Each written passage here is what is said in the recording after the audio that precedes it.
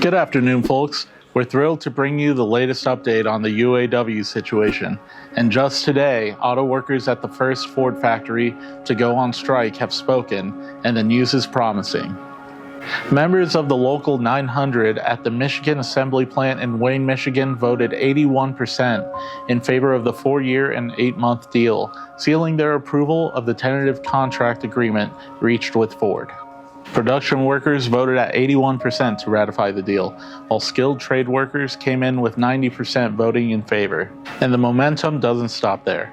Voting at Ford will continue through November 17th, allowing even more voices to be heard. In another development, local union leaders from Stellantis are convening in Detroit to discuss a tentative agreement led by the UAW President Shawn Fain and Vice President Rich Boyer. If they endorse the contract, it will be presented to members in an online presentation.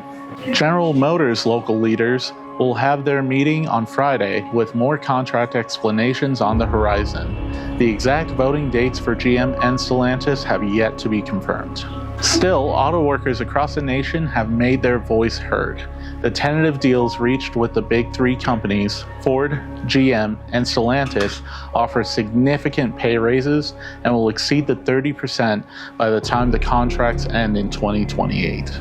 At its peak, 46,000 union members were on strike, but now we see the light at the end of the tunnel as the strike comes to a close. The potential return to full production means parts and vehicles would become much more available, and price adjustments across the industry should be less drastic as once thought.